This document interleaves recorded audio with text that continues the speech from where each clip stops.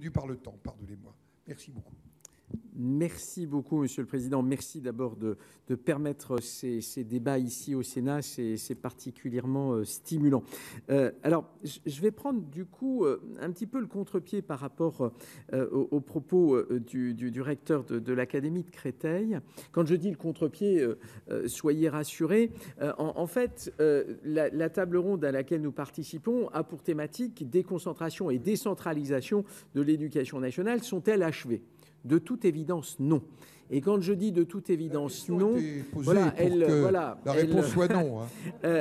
Il y a quand même et effectivement une tendance naturelle qui est encore celle de la centralisation.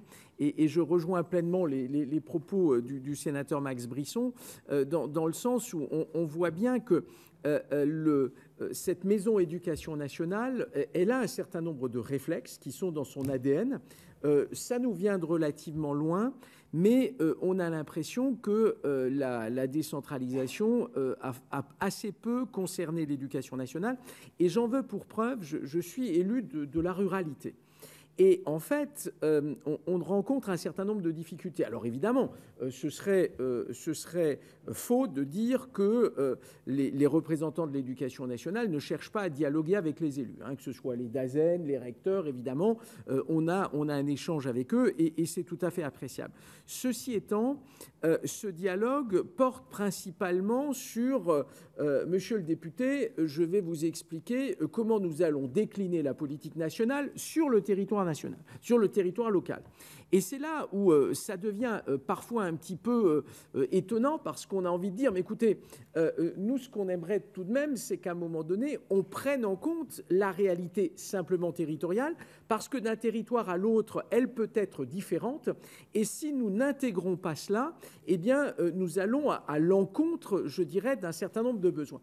Et je vais vous prendre un exemple très simple par rapport auquel, en l'espace de 2-3 ans, les élus, nous n'avons strictement rien obtenu du ministère de l'Éducation nationale. Je m'explique. D'ailleurs, c'est un sujet éducation nationale, mais aussi enseignement supérieur. C'est un sujet qui concerne la question de la certification en langues étrangères. Une décision a été prise consistant à dire tout diplômé de l'enseignement supérieur devait être titulaire, évidemment, d'une certification en langue anglaise. La belle affaire. Évidemment, on veut absolument que tout le monde maîtrise l'anglais. Mais quand on est en zone frontalière, et c'est le cas évidemment lorsqu'on est en Pays Basque, c'est le cas lorsqu'on est en Alsace, avec un certain nombre de jeunes qui vont aller travailler de l'autre côté, eh bien, quand vous prenez une décision de ce type-là et que vous dites, eh bien, si vous voulez l'allemand, c'est pas gênant, mais l'anglais de toute façon. Et quand ce sont des jeunes qui sont dans des IUT, qui sont dans des filières techniques, dire à ces jeunes-là, eh bien, il faut l'anglais plus l'allemand, eh bien, ça devient compliqué parce qu'ils ont par ailleurs les matières techniques à travailler. Donc là, on est face à un problème majeur. Et alors, quand vous maintenez une décision de ce type-là, en réalité, les effets de bord sont plus que des effets de bord. Parce que, permettez-moi du terme un peu radical, vous flinguez toute la filière germanique sur un territoire. Et j'ai y compris évidemment évoqué cela à tous les niveaux du Premier ministre, en passant par les ministres et puis évidemment les recteurs. Impossible de faire bouger tout cela.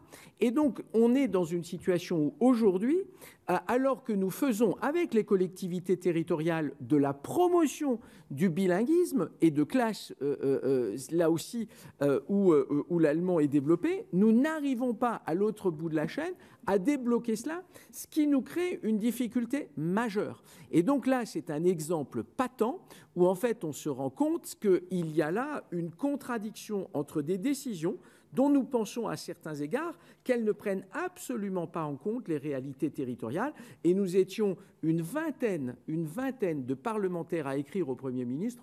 Ça ne sert manifestement à rien. C'est tout de même un peu gênant.